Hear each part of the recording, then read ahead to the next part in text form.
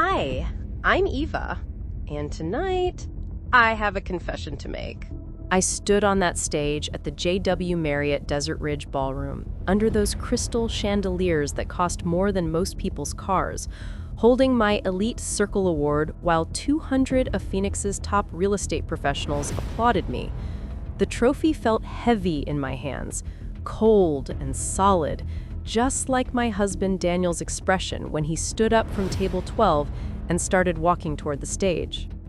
I had worked 14 years to build my reputation as Rebecca Castellanos, the closer who never lost a deal, the agent who always knew exactly what people wanted before they did. My smile froze when I saw what Daniel carried in his hands, 3 manila folders, each one a different color.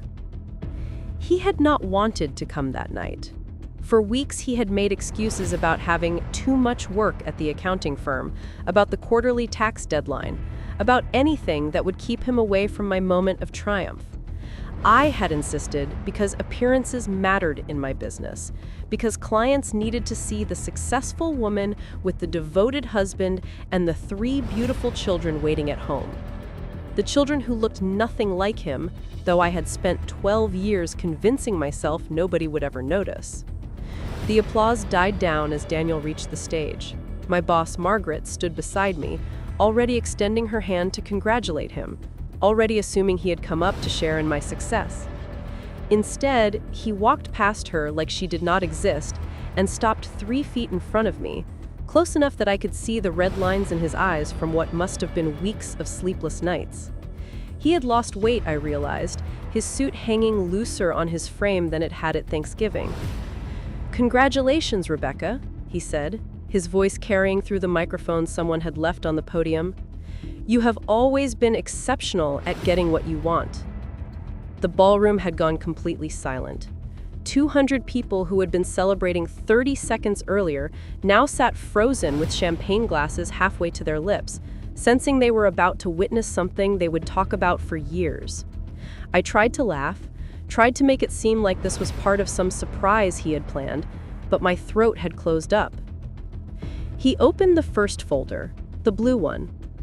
"I bought the kids' DNA tests for Christmas," he said, and I felt my knees start to shake beneath my designer dress. "I thought it would be fun for them to learn about their heritage, about where they came from." He paused, and in that pause I heard my entire life cracking apart like thin ice. Turns out Emma has Italian heritage I did not know about because her father is not me. He is actually Marco Benedetti, the contractor you worked with on the Scottsdale Commercial Plaza project in 2023. Someone in the audience gasped. I reached for the podium to steady myself, but Daniel was already opening the second folder, the green one. We had married in May of 2011 when I had just gotten my real estate license, and Daniel had been a junior accountant at a small firm in Tempe. Back then, everything between us had worked perfectly. He had been steady and reliable, where I had been ambitious and hungry, and our physical connection had felt natural and easy. We had Emma 10 months after the wedding, Sophie 3 years later, and Jackson 4 years after that. 3 children who I had nursed and raised and loved, even knowing what I knew. The problems had started in March of 2022. Right after Daniel's annual physical revealed he had developed type 2 diabetes. The doctor had prescribed metformin to control his blood sugar, and within weeks, our intimate life had begun to crumble. At first, it had been occasional difficulties, moments when his body would not respond no matter how much either of us wanted it to. I had tried to be understanding, had read articles about diabetes and circulation and side effects, had told him it did not matter. But it had mattered. It had mattered when weeks turned into months and the occasional problem became a constant presence in our bedroom. It had mattered when he started avoiding any physical contact, when he would stay up late working on his laptop so he could come to bed after I had already fallen asleep. It had mattered when I tried to initiate anything and saw the panic and shame flood his face before he found another excuse to push me away. By June of 2022, we had not been intimate in 3 months.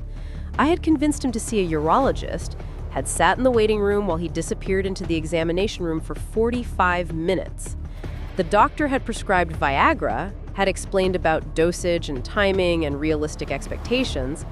We had tried it twice, and both times I had watched the hope drain from Daniel's eyes when his body still would not cooperate the way he needed it to.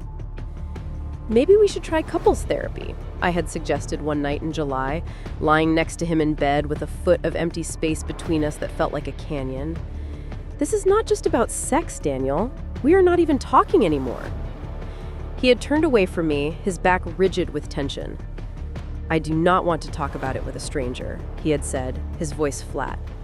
I just need some time to figure this out. But time had not fixed anything. We had gone to 3 therapy sessions in August before he had stopped making appointments, claiming the therapist did not understand what he was dealing with. By September, he had retreated so far into himself that I felt like I lived with a ghost who went to work, came home, played with the children, and disappeared into his office until midnight. He had stopped touching me completely, not even the casual hand on my shoulder when he passed behind my chair or the kiss goodbye when he left for work. I had been 35 years old, in the best shape of my life from my morning runs and yoga classes, at the peak of my career with clients who flirted with me at every showing, and I had gone home every night to a husband who looked at me with shame and guilt instead of desire, who had made me feel like I was too much for him to handle. The rejection had built up inside me like pressure in a sealed container, mixing with resentment and loneliness until I could barely breathe through it. You have become really successful this year, Daniel had said one morning in late September, pouring his coffee without looking at me. Your commission checks have been amazing. I had wanted to scream that I did not care about the money, that I would have traded every sale for him to look at me the way he used to touch me like he wanted me. Instead, I had smiled and thanked him and driven to my office with my hands shaking on the steering wheel. That had been when I had started justifying what I was about to do. If Daniel could not be a husband to me in that way, if he would not even try anymore, then I deserved to feel desired by someone. I deserved to feel beautiful and wanted instead of rejected and invisible. I had built my whole career on understanding what people needed and finding ways to give it to them, and now I needed something Daniel could not provide. If you are watching this thinking your life could never fall apart like mine did, you might want to subscribe to this channel, because the scariest stories are always the ones that start out exactly like your own. The first time had happened in October of 2022, 4 months after Daniel and I had stopped having any physical relationship at all. Marcus Chen had been looking for investment properties in Scottsdale, high-end condos he could flip for short-term vacation rentals. He had been 41, divorced for 2 years, with the kind of confidence that came from men who knew exactly how attractive they were. We had been looking at a penthouse unit with floor-to-ceiling windows when he had turned to me and said, "You know you are wasted on whoever does not appreciate you." I had known what he meant. I had seen the way he looked at me during our previous 3 showings, had felt the charge in the air when our hands brushed passing documents back and forth. And I had been so hungry for that attention, so desperate to feel like someone saw me as desirable, instead of as the wife whose husband could not bear to touch her. "I am married," I had said, but even as the words left my mouth, I had been thinking about how Daniel had flinched away from me that morning when I had tried to kiss him goodbye. "So was I," Marcus had replied, moving closer. "Does not mean you are not lonely." It had started that afternoon in the penthouse with the Phoenix skyline spread out behind us. The affair had lasted 6 months, meeting in properties I had listings for, in hotel rooms near his office, in the back seat of my Lexus in parking structures where nobody would recognize either of us. Every time I had felt guilty, I had reminded myself that Daniel had checked out of our marriage first, that he had abandoned me physically and emotionally months before I had ever touched Marcus. The guilt had been easier to silence when I had discovered I was pregnant in March of 2023. I had known immediately that Jackson could not be Daniel's, that we had not been intimate once in the entire year since his diabetes diagnosis. But Marcus had dark hair and dark eyes, just like Daniel, and nobody would ever question the timing if I played it right. I had ended things with Marcus the day I had seen the positive pregnancy test, had told him I needed to focus on my family. Then I had gone home and seduced Daniel with wine and candles and reassurances that I did not care if things did not work perfectly, that I just wanted to feel close to him again. He had been so grateful, so relieved that I still wanted him despite his body's failures, that he had not questioned anything when I had announced my pregnancy 6 weeks later. Jackson had been born in November of 2023, and Daniel had cried when he held him for the first time. "He is perfect," Daniel had whispered, pressing his lips to our son's forehead. "We are so blessed." I had nodded and smiled and felt absolutely nothing except relief that I had gotten away with it. The affair with Marcus had scratched an itch that Daniel could not reach anymore, and now I had proof that I was still desirable, still capable of driving a man wild with want. That had to be enough, I had told myself. I would focus on my career and my children and stop risking everything for moments of validation.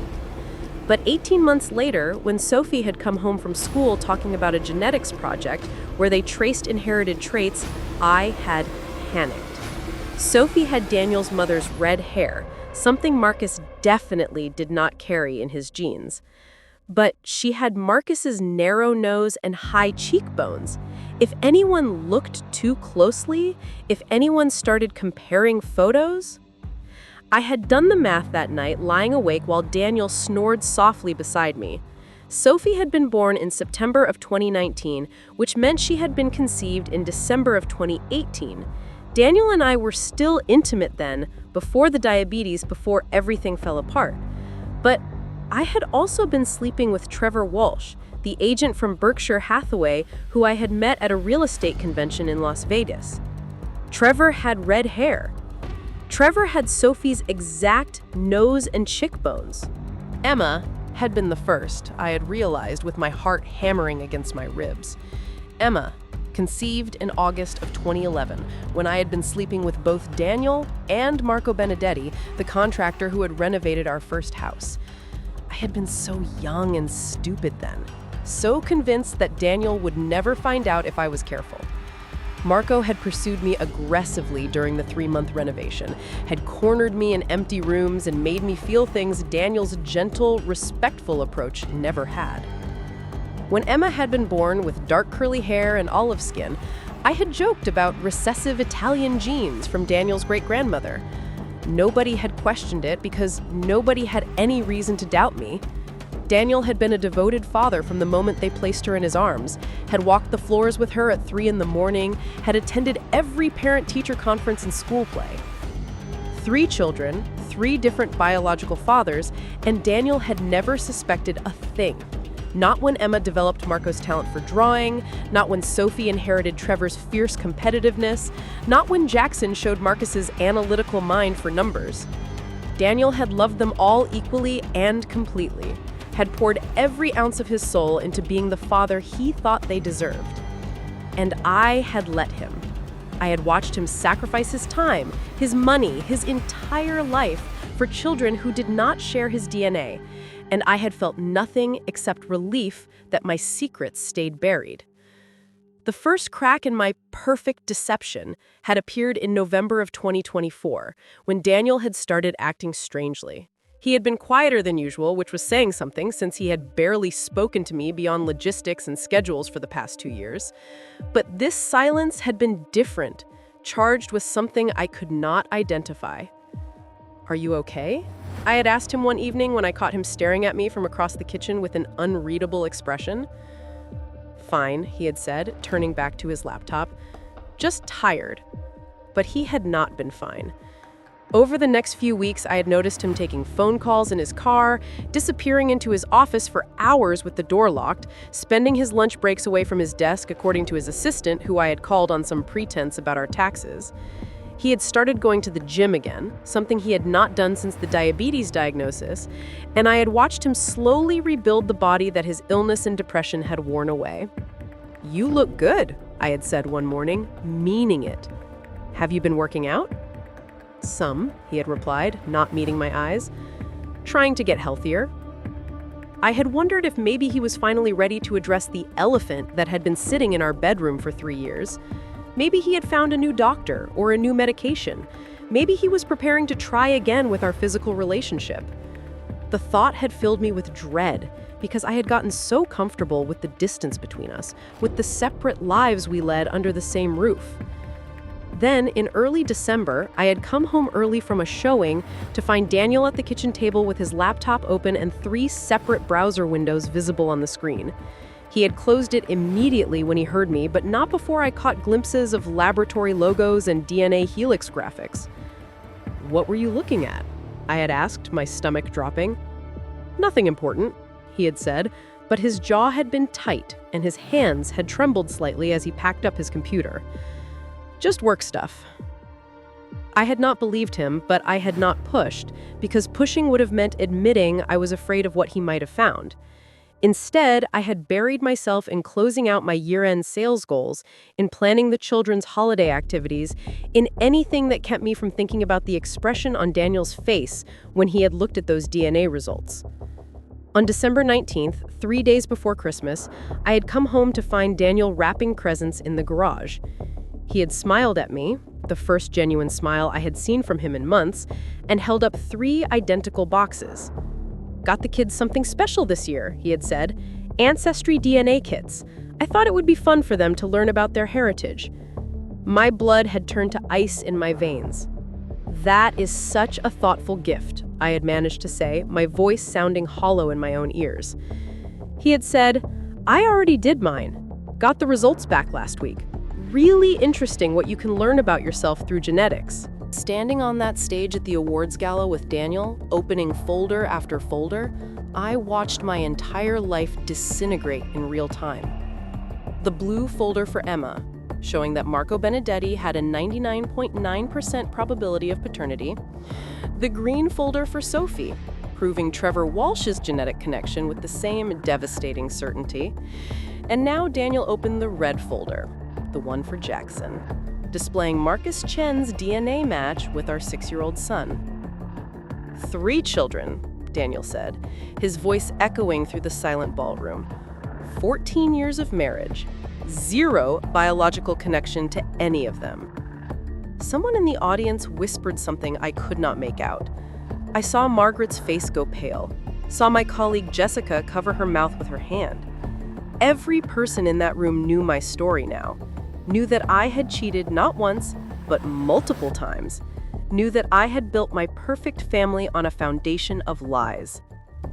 "Rebecca has always been exceptional at sales," Daniel continued, addressing the crowd like he was giving a presentation at one of his accounting conferences. "She knows how to identify what people want and convince them she can provide it. She sold me on the idea of our family for over a decade." "Daniel, please," I whispered, my voice cracking. "Not here." "Why not here?" He turned to face me fully, and I saw rage burning behind the calm facade he had maintained. "This is your big moment, Rebecca. You worked so hard for this award, for this recognition. I thought I should share in your success the way you have shared everything with me." The sarcasm cut like broken glass. I tried to form words, tried to find some explanation that would make this less devastating, but my mind had gone completely blank. "Do you want to know when I figured it out?" Daniel asked, pulling out a 4th folder I had not noticed before. It was not the DNA tests. Those just confirmed what I had started to suspect months ago. He opened the folder to reveal printed photographs, and my knees actually buckled. Photos of me with Marcus at the Scottsdale Hotel last spring, grainy but unmistakable. Photos of text messages I thought I had deleted. Photos of my car parked outside Marcus's condo building at 11 at night when I had told Daniel I was at a client dinner. "I hired a private investigator in September," Daniel said, his voice still terrifyingly calm. "Once I started looking, it was remarkable how easy everything was to find. You were not nearly as careful as you thought you were." maybe you should hit the like button on this video, because what is about to happen makes every romantic betrayal you have ever heard of look mild by comparison. The investigator traced back your affairs for the past 13 years, Daniel continued, and I heard someone gasp. Marco Benedetti during our house renovation in 2011, Trevor Walsh between 2018 and 2019 during your Las Vegas conference circuit, Marcus Chen from 2020 to 2024, which coincidentally started exactly 4 months after my erectile dysfunction began. The humiliation of having my husband's sexual problems revealed to 200 of my colleagues and clients made me want to sink through the floor. This was the thing we never talked about, the issue that had silently poisoned our marriage for 3 years, now exposed under crystal chandeliers for everyone to judge. I know what you told yourself, Rebecca, that I stopped being a husband to you first, that my medical condition gave you permission to find what you needed elsewhere, that I failed you by not being able to perform the way I used to. Tears streamed down my face because he was right. That was exactly what I had told myself every single time.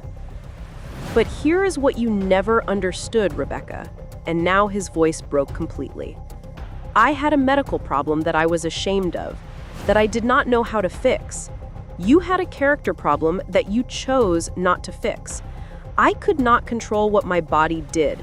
You controlled every single choice you made to betray me and those children.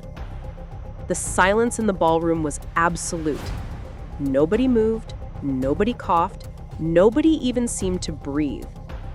I have filed for divorce, Daniel said, pulling out legal documents from a fifth folder. Full custody of all 3 children, because despite the DNA, I am still their legal father and the only parent who actually loves them more than themselves. I have also contacted your licensing board about ethical violations regarding client relationships, particularly with Marcus Chen, who filed a harassment complaint last week. My career, my reputation, my family, everything evaporating like water on hot pavement. The kids, I managed to choke out.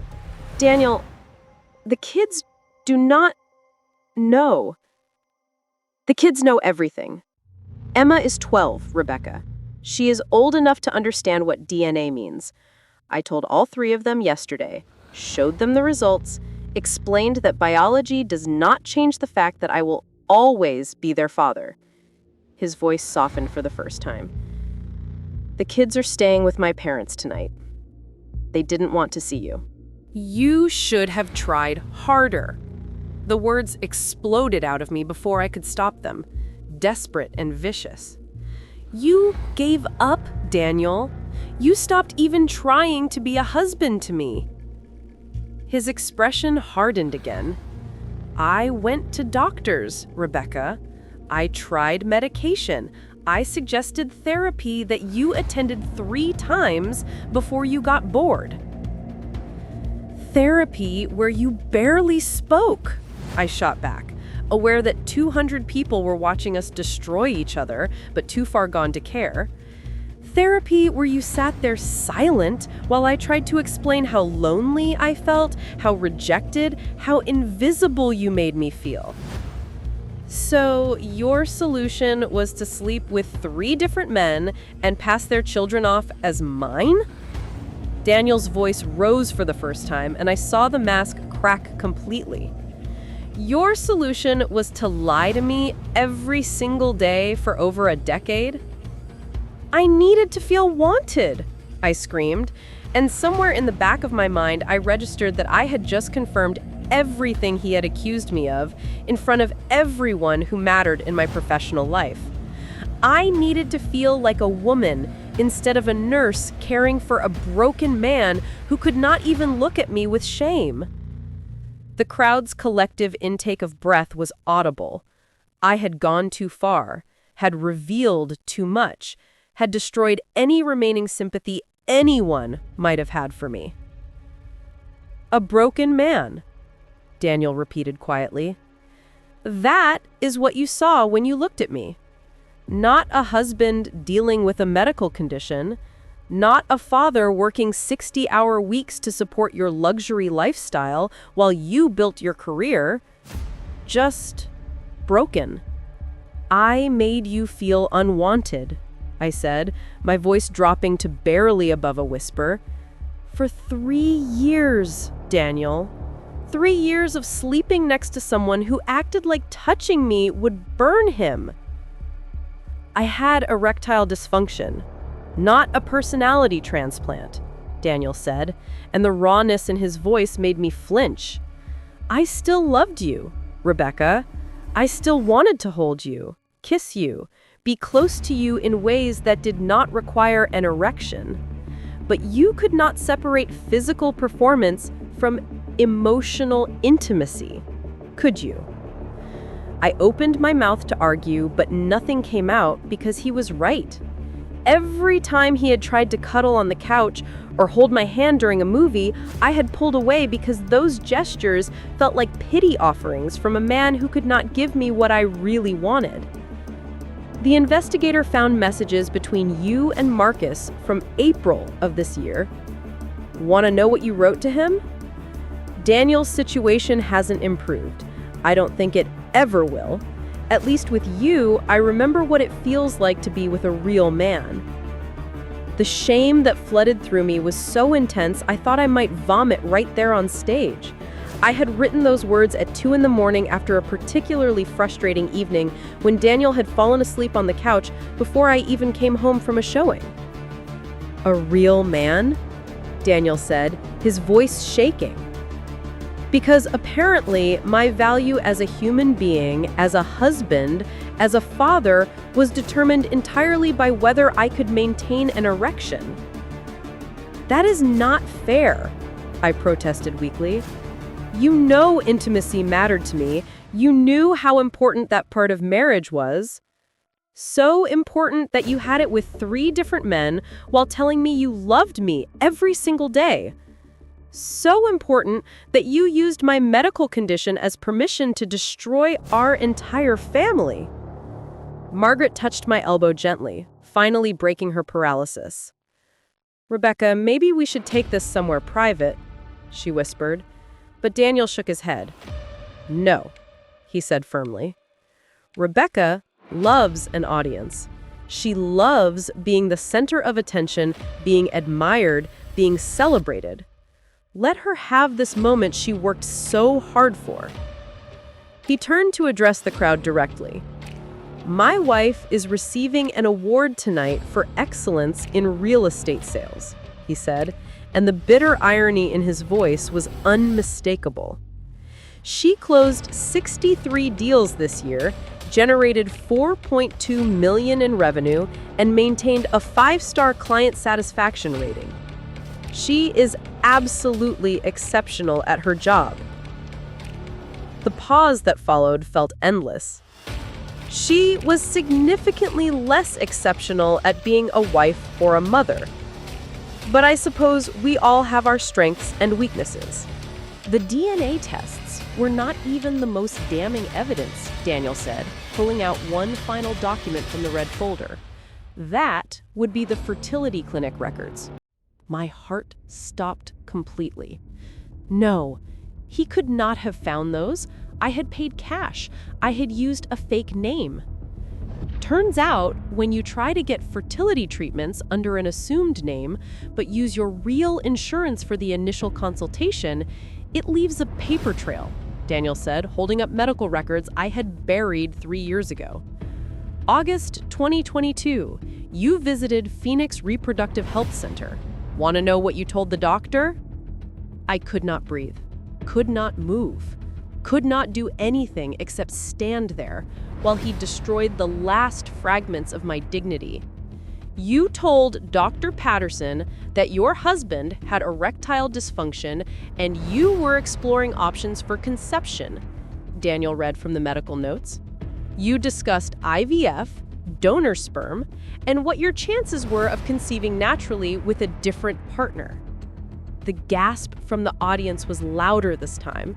Someone's chair scraped against the floor as they stood up, probably unable to watch anymore. The irony, Daniel said, and he actually laughed, though it sounded like breaking glass, is that you went to a fertility clinic to discuss my erectile dysfunction as an obstacle to pregnancy in the same month you conceived Jackson with Marcus Chen. You were so busy planning how to work around my medical problem that you did not even realize you had already solved it by cheating on me. If you were in Daniel's position, what would you have done?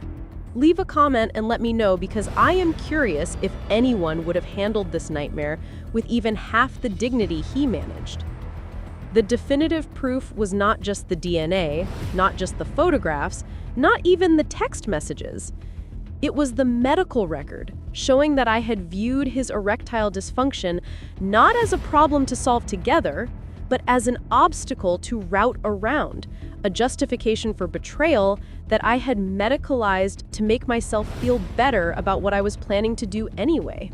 Daniel walked off that stage without looking back at me, and I collapsed into the chair Margaret guided me toward, while the ballroom emptied in awkward silence. My career ended that night, along with my marriage. The licensing board investigation took 3 months and resulted in a 2-year suspension. The divorce finalized in June, with Daniel getting full custody and me getting supervised visitation every other weekend. But the story is not really about me anymore. It is about what happened to Daniel after he finally freed himself from the burden of my betrayal. 2 months after the divorce was final, I picked up the kids for my weekend visitation and barely recognized the man who answered the door. Daniel had lost the haunted look he had carried for years, had rebuilt his body at the gym until he looked better than he had in our wedding photos. But more than that, he radiated a confidence I had never seen in him before. "You look good," I said, hating how small my voice sounded. "I feel good," he replied simply, "better than I have in years." Emma told me later that their father had started dating someone from his gym, a woman who treated him with the respect and patience he deserved. Sophie mentioned casually that Dad did not have his medical problem anymore, that she had heard him talking to his girlfriend about it. And Jackson, sweet Jackson, who would never know his biological father, told me with complete conviction that his dad was the strongest, best man in the whole world. I asked Daniel once, months later, during a custody exchange, how he had overcome something that had defeated him for so many years. He smiled, that genuine smile I had not seen during our last years together. "I found Dr. Jerry Burroughs online when I was researching solutions after everything fell apart," he said. He had information about a masculinity coffee made from 3 simple household ingredients that changed everything for me. Natural, effective, nothing like the medications that had failed before. I know you must be curious about what those 3 household ingredients are that transformed Daniel's life completely. Check the pinned comment right below this video. It has the link with all of Dr. Jerry Burroughs' details about the masculinity coffee. But do not wait too long, because this type of information could be restricted or taken down at any moment. Daniel deserved better than what I gave him for 14 years. He deserved a partner who saw his medical struggle as something to overcome together instead of an excuse for betrayal. The DNA test that destroyed my illusion of having everything I wanted also revealed the truth that set him free and led him to the solution that restored what I had convinced him was lost forever.